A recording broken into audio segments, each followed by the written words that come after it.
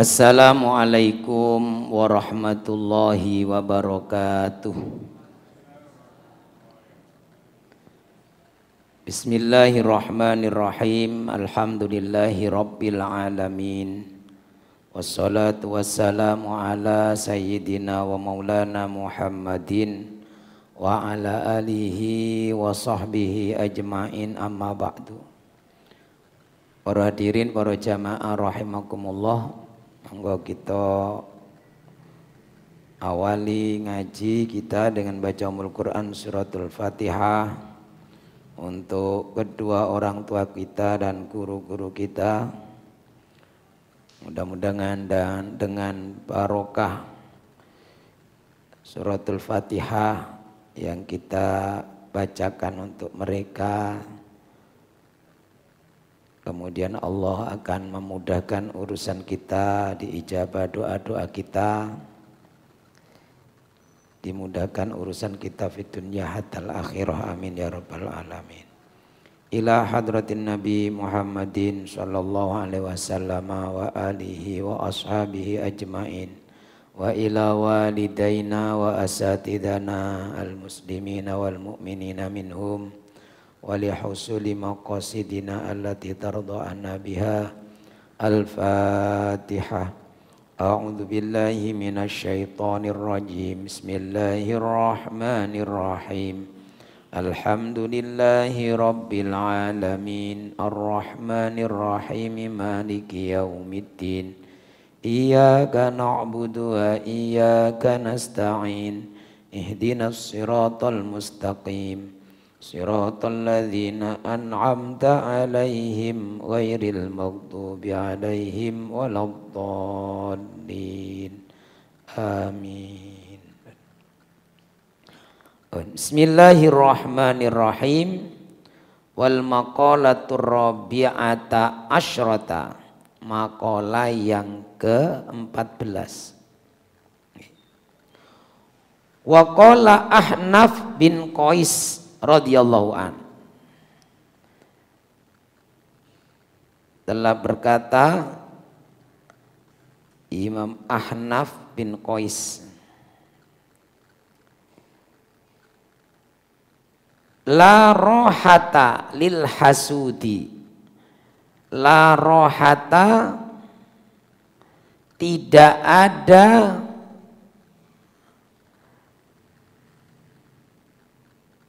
istirahat. Roha itu istirahat, artinya ketenangan, kedamaian misalnya.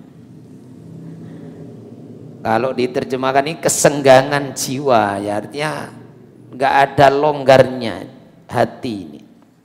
Jadi roha itu artinya longgar, atau kalau istirahat nih, istiroha, nah makanya istiroha. Nah, orang istirahat kan santai, tenang, longgar. Jadi tidak ada kedamaian, tidak ada ketenangan lil hasudi, bagi orang yang hasud. Orang yang hasud itu nggak pernah tenang jiwanya. Hasud itu iri yang disertai dengan dengki, itu hasud. Iri itu kan apa? Iri biasanya gandeng, iri dengki. Jadi ada dua, iri itu kepingin memiliki seperti yang dimiliki orang lain, itu iri. Tapi kalau disertai dengki lah itu hasud. Karena ada iri itu yang baik, ada iri yang enggak baik. Lah yang hasud ini iri yang dengki. Makanya biasanya iri dengki. Kalau definisi di kitab akhlak itu, hasud itu tamanni zawalan ni'mati anil ghairi. Berangan-angan, punya keinginan, berharap hilangnya nikmat orang lain. Jadi kalau ada orang lain dapat nikmat, dia ingin nikmat itu hilang dari orang itu. Nah, itu namanya hasud. Kalau ada tetangganya punya motor baru, muka-muka gondol maling. Nah itu hasud. Itu hasud. Iri tapi dengki. Tapi kalau iri tapi kepingin mendapatkan nikmat yang sama, tapi tidak ada kedengkian. Misalnya ya ada orang dapat kenikmatan ya tadi. Mudah-mudahan nanti saya juga dapat hadiah yang sama misalnya.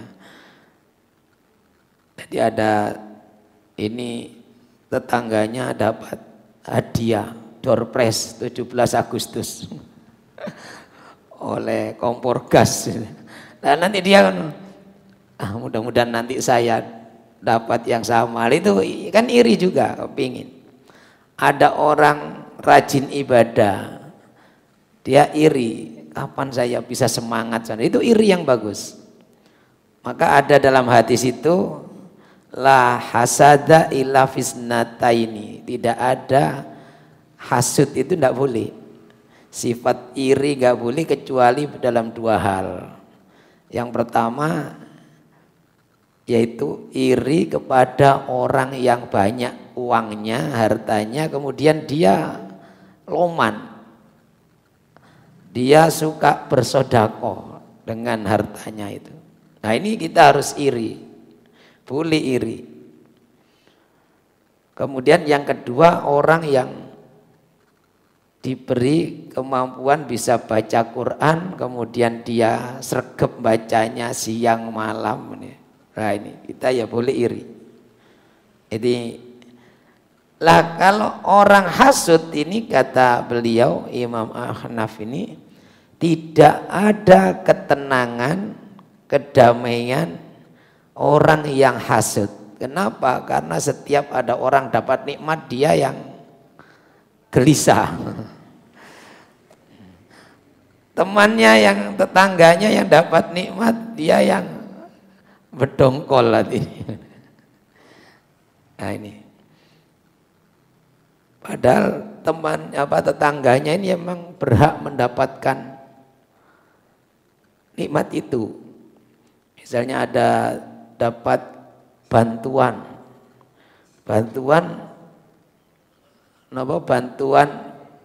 miskin. Dia yang saya gak dapat, padahal dia memang gak berhak mendapatkan. Nah ini hasud. Atau bahkan dia yang dicoret, mestinya saya yang dapat. Ya ingin dia yang dicoret, saya yang dapat, itu hasud. Kalau saya mau dimasukkan juga biar dapat, tidak apa-apa. Tapi kalau dia harusnya dicoret, saya yang dimasukkan, nah itu hasud. Wala marwata lil kadzubi. Bentar, kita hasud itu sifat orang munafik. Kalau iri tapi tidak hasud tadi, itu namanya ghibthah. Sebagaimana dalam hadis itu al-mu'minu yaghbitu. Orang mukmin itu bersifat ghibthah, ada iri kepada yang baik untuk jadi lebih baik.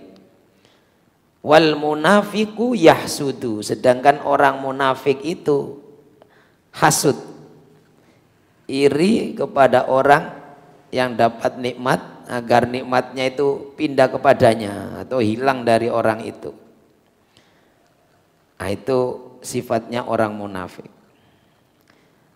Wala niki salah ketik, bukan malam marwata, tapi kalau teng kitab ini wala muru'ata nih,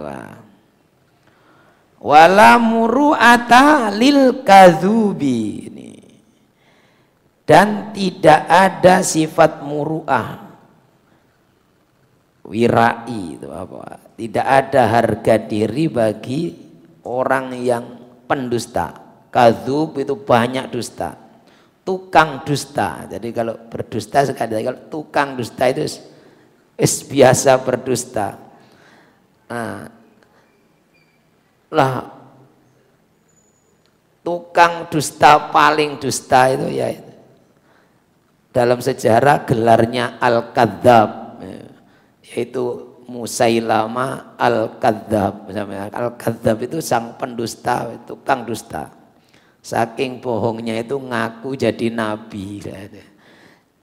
Makanya gelarnya itu Al-Kadzdzab, itu para ahli sejarah memberikan gelar Al-Kadzdzab. Padahal aslinya Musailama itu dari daerah Yamamah. Makanya nanti perangnya itu perang melawan Musailama Al-Kadzdzab namanya perang Yamamah.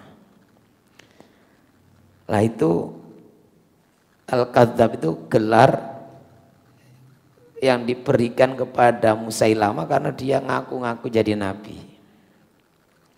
Ya, saking dustanya. Nah, tidak ada harga diri bagi sang pendusta. Nah, orang kalau tukang dusta sudah berarti tidak ada muru'ahnya. Muru'ah itu menjaga diri dari hal-hal yang syubhat dan yang haram. Hal-hal yang enggak jelas dan hal-hal yang haram. Lah supaya tidak berdusta, tidak menjadi pendusta, ya kita hindari berdusta. Karena orang itu kalau sudah berbohong satu kali, maka dia akan berbohong kedua kali. Kenapa? Karena menutupi kebohongan yang tadi. Ya kan dia berbohong, dimintai keterangan bohong. Nah, nanti diinterogasi lagi, bohong lagi, supaya yang tadi gak terungkap. Nanti ditanya lagi, bohong lagi, menutupi kebohongan yang pertama dan kedua, terus hatta yuktaba indallahi kadzaban, sampai dia tercatat dapat stempel tukang dusta itu. Lah kalau sudah begitu ini sulit mendapatkan hidayah. Wala hilata lil bakhili, wala khilata lil bakhili, tidak ada tipu muslihat bagi orang yang bakhil. Bakhil itu pelit. Wala hilata lil bakhili, tidak ada tipu muslihat bagi orang yang bakhil. Bakhil itu termasuk penyakit hati, pelit itu penyakit hati. Sehingga kalau orang yang pelit lawannya berarti dermawan. Orang yang dermawan itu barokah, yang keluar dari tangannya itu barokah, hartanya barokah. Orang yang kalau dermawan, karena didoakan oleh malaikat setiap pagi. Jadi kalau ada orang kok dermawan, itu didoakan, ya Allah berkailah orang yang dermawan itu, gantilah dengan yang lebih banyak. Hanya orang dermawan di barokah, tambah banyak, gak tambah habis.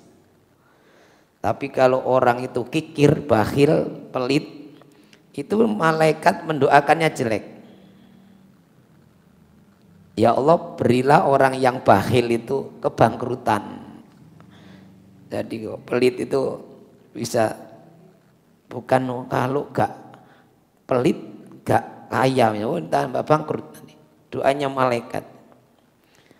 Sehingga ada Rasulullah bersabda gini, ta'amul judi dawaun wa ta'amul bakhili daun. Makanan orang yang loman itu jadi obat, sedangkan makanan orang bakhil, pelit itu jadi penyakit. Ini maka ada dalam kisahnya Imam Syafi'i. Beliau ketika mau berkunjung kepada Imam Ahmad bin Hambal. Imam Ahmad itu seorang saudagar yang dermawan, loman. Imam Syafi'i ini gurunya, diundang, didatangi gurunya ini seneng Imam Ahmad. Dia sering cerita kepada anak-anaknya tentang kehebatan Imam Syafi'i yang alim. Kemudian anak-anaknya penasaran. Salah seorang putrinya itu penasaran. Kemudian ketika Imam Syafi'i datang kepada beliau, rumah Imam Ahmad, dikasih makanan banyak. Saking senangnya dijamu. Nah, kemudian putrinya ini ngintip terus, melihat ini orang yang kalau sekarang di fan nama abahnya itu ngefan sekali Imam Syafi'i. Sangat bangga punya guru Imam Syafi'i. Ternyata makannya banyak. Imam Syafi'i itu makannya banyak. Biasanya makannya enggak banyak. Loh, makannya kok banyak, kayak orang kelaparan. Makannya banyak Imam Syafi'i. Nah, kemudian karena sampai malam, kebetulan bermalam juga begitu. Ternyata malamnya Imam Syafi'i diintip terus. Bagaimana perilaku orang yang alim itu seperti apa. Ternyata malamnya tidur. Mungkin sudah kekenyangan atau apa. Tidur terus. Tidak bangun sholat malam kecuali di akhir-akhir saja. Hanya sholat mungkin 2 rakaat sedikit. Sementara abahnya ini, bapaknya orang alim nih, Imam Ahmad itu ya sholat malam. Ahli sholat malam. Anaknya juga sama. Diintip lagi, loh kok masih tidur. Sampai menjelang subuh baru bangun, baru sholat ya beberapa rakaat sholat malamnya.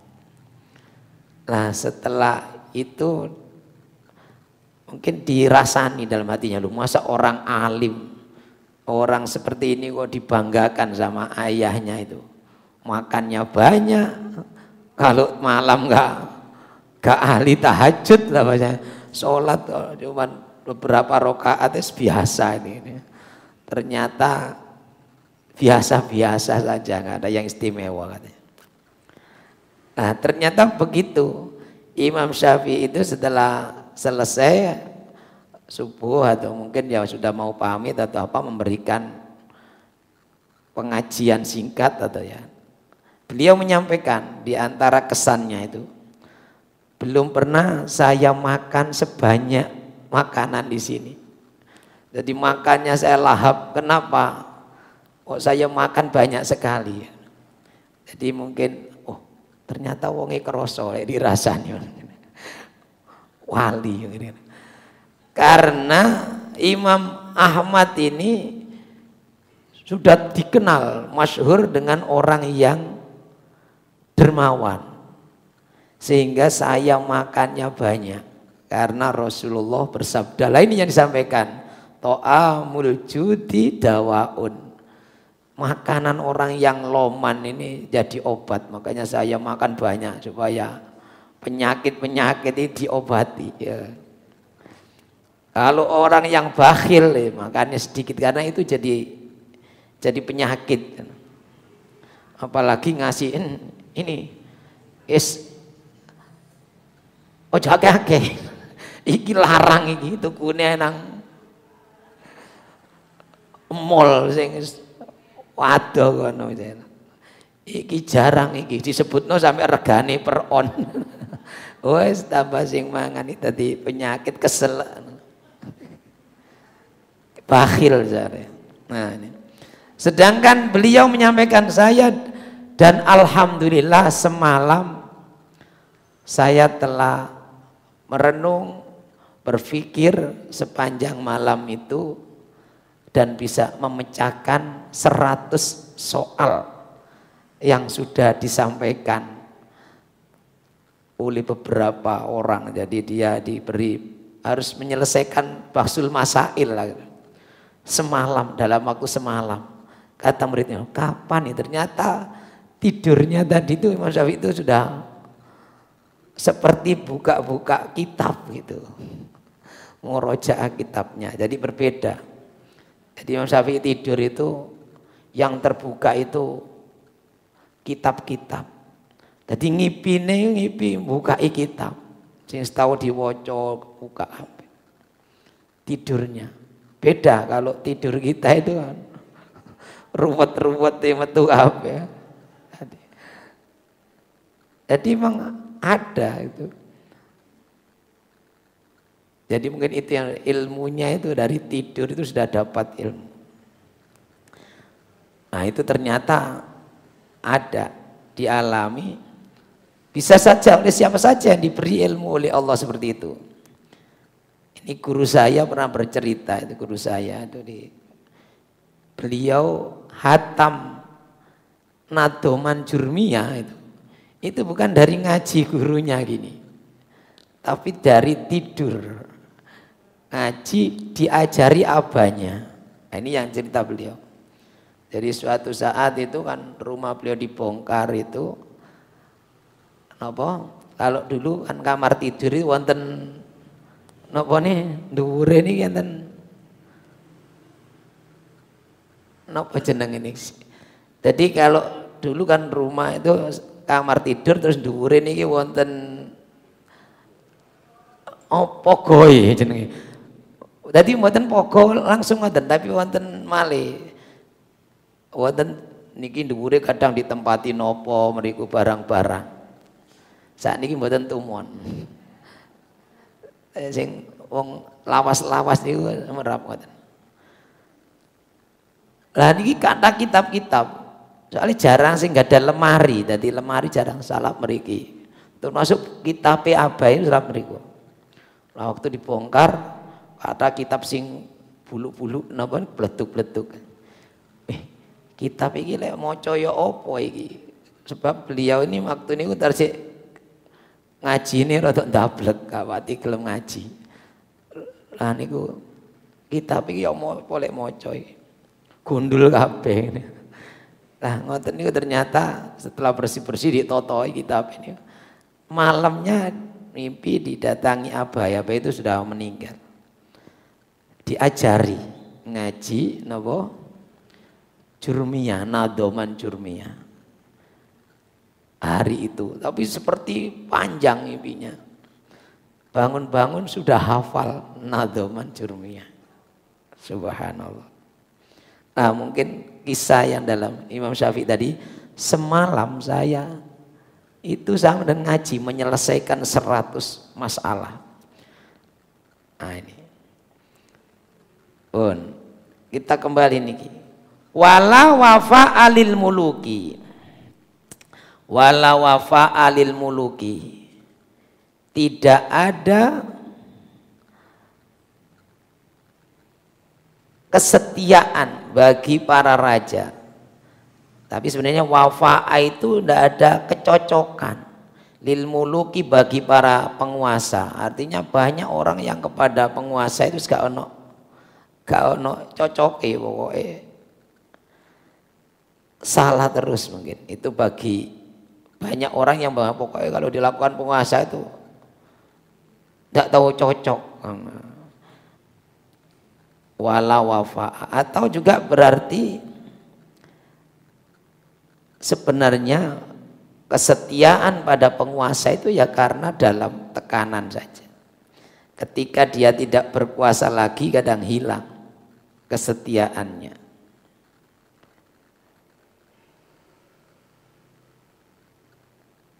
Wala wafa'a lil muluki wala sudada lisai'il khuluki. Tidak ada kemuliaan lisai'il khuluki pada orang yang akhlaknya jelek. Tidak ada kemuliaan derajat kepada atau untuk orang yang sayyil khuluki, su'ul akhlak, akhlaknya jelek. Ya pasti tidak ada orang yang memuliakan kalau akhlaknya jelek. Wala roda liqadaillahi, dan tidak ada yang bisa menolak kodoknya Allah. Tidak ada yang bisa menangkal keputusan Allah. Ya kecuali Allah itu sendiri. Jadi kalau ada penangkal takdirnya Allah ya Allah sendiri. Makanya doa itu bisa untuk menangkal takdir Allah yang jelek dengan cara berdoa, meminta kepada Allah, karena semua yang menentukan ya Allah. Kalau kita ini hanya berdoa, tapi doa itu berarti sudah isyarat, tanda bahwa kondisi kita itu sesuai yang kita mohonkan kepada Allah, karena Allah sudah membimbing kita untuk berdoa sedemikian itu. Terkait dengan akhlak yang jelek tadi, Rasulullah Shallallahu Alaihi Wasallam bersabda ini, Innal khuluqa as-sayyi'a yufsidul amala. Akhlak yang jelek itu bisa merusak amal.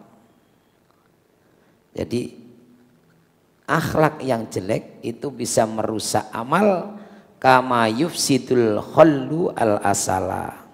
Sebagaimana racun itu bisa merusak madu. Jadi kalau kita sudah berbuat baik tapi kemudian kok akhlak kita jelek, maka kebaikannya itu hilang.